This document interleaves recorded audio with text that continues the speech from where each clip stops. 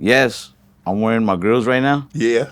But I'm doing it as a promotion for my buddy Ken. Ken Flores was the first comedian to wear grills on stage and in his special, and it's streaming on Hulu. May he long live Ken Flores. Okay. He passed away recently, but I'm sorry to he hear lives that. forever on YouTube, on Hulu.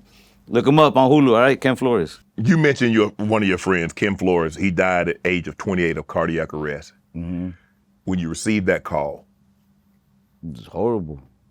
28. We're the same age, me, Ken, and Renee. Okay. I feel like there was something special about the three of us just because we're the three Hispanic comedians, the exact same age, all three born in 96. Ken was from Chicago. He was in Chicago and then later on moved to Aurora. So he's from Chicago area. You moved to Aurora, Colorado? Ken did, yeah. Okay. Ken moved there when he was a kid from Chicago. Okay. Which is, it's basically the same. Maybe not to them, but for outsiders, I'm like, it's all Chicago. Yeah, right.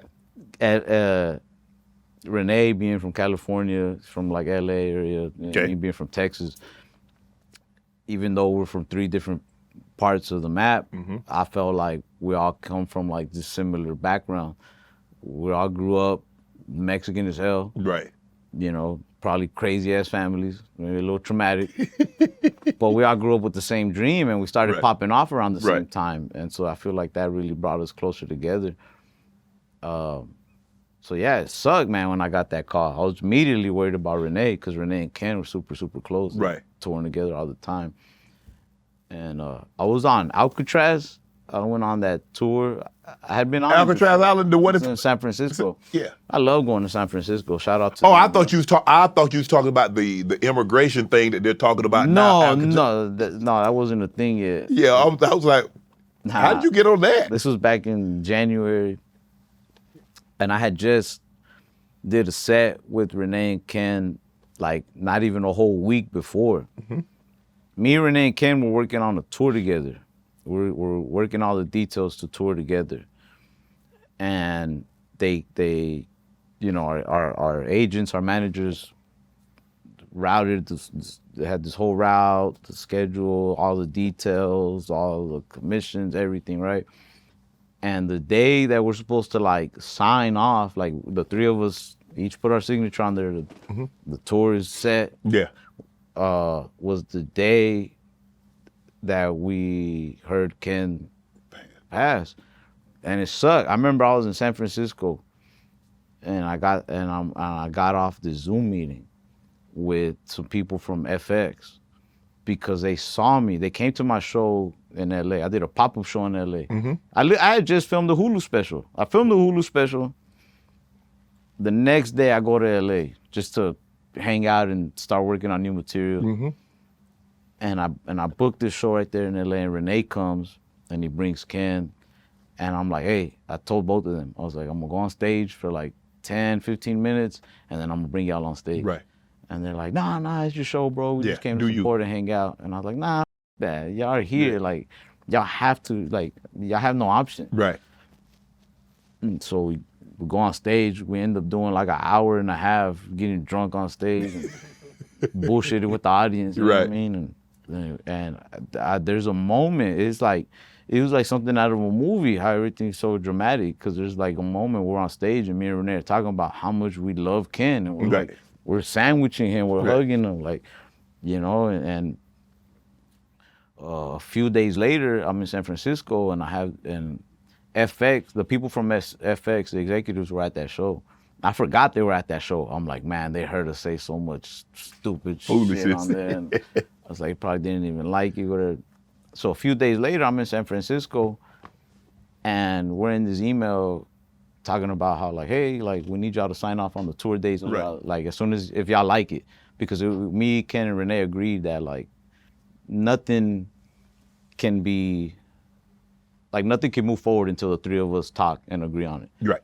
So they're like, hey, did y'all talk about it yet? Did y'all like it? I'm like, I talked to Renee, but I didn't talk to Ken yet. I'm gonna talk to him later today. Like, and we'll see, So I write back that email, like, yeah, I'm gonna talk to them. Yeah, don't worry about it. Then I hop on the Zoom call with the people from FX, and they're like, man, they they start off with the basic conversation. How'd you get into comedy? Do you want to write with her? And then they kind of switch gears. And they're like, hey, you and Renee and Ken on stage, like, that was really funny. Like, that was hilarious.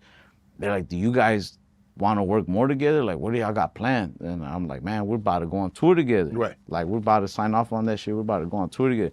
They're like, would y'all ever want to make a movie, write a show? And you know, when a comedian has his own show, it takes a lot of work. It's a lot of writing. Yeah. It's months and years of writing and yeses and nos here and there, you know what I mean? And I remember that lady straight up, she hadn't cussed the whole Zoom call. I was afraid to cuss because, you know, so like. Yeah. Professional, yeah. But she started cussing. She was like, y'all were funny. She was like, if y'all ever wanted to make a show, y'all just write it. I'll make that shit happen. Right. And I was like, damn. Like, I had no interest in writing a show, but I know Renee likes that stuff. Yeah. And I was like, I'm going to tell them, like, maybe they'll want to do that shit. We'll see. And so I'm like, yeah, I'm going to talk to them later today. I was like, today we have a meeting. So, like, I'm going to talk to them. And, yeah, man, to kill time, I go do that Alcatraz tour later that day. I always like that tour. I've been on it like 3 times. Okay. And I get the call as the tour's over. Like, I'm waiting for the boat to come back to take us back. And I get the call about Ken. And, man, it felt like that boat was never going to arrive. Like, I just felt like I'm sitting on this stupid-ass island. Like, I don't even want to be there. But I also don't even know where to be. Like, I don't know what to do. And, yeah, like, I'm not making none of this up. This is, like, it sounds dramatic as but I remember just sitting on that boat on the way back to San Francisco, and I see these 3 seagulls flying, following the boat, and then one of them just goes off, and then 2 go this way. And that shit just made me burst into tears, man. Like, damn. But Ken was so cool and so funny. Like, I have to remember, and I know Renee feels the same way, and like, I have to, even though we're sad he's gone, I have to just focus on the time we did get with him and like be grateful for what we had with him. Right. You know? And his parents are so cool. I met his parents. I didn't meet his parents till after he passed away, but they're very positive. And his mom was always smiling. His mom came out on stage and just. Awesome. She was so cool. His family is so cool. Everybody that I've met that was a part of his team. It was just, he had the best people around them. Transitioning. You talk about hookers? No. The relationship between your community and my community. There seems to be differing of opinions. Some says it's okay, some says it's not. We see right now what's going on with the mass deportation, and it's like, well, we need our black brothers, which is people that look like me, to be supportive. I think that's up to each individual on their own. This is my personal opinion. I'm not saying like this is how people need to think or nothing like that. Personally, I feel like, and again, I cannot emphasize this enough. This is an opinion of a comedian who makes stupid, juvenile diabetes jokes. Don't take me too serious. Y'all be crucifying me for my stupid ass little opinions. I don't think that just because you're of a color, you're obligated to support one person or another. I've met black Republicans, I've met black liberals, like, support who you want to support, you know what I mean? Want to join Club Shay Shay? Become an official member by hitting that subscribe button, where you never know who's going to be joining us for drinks and conversation. Don't be late to the party because you know we like to do something before 2 something.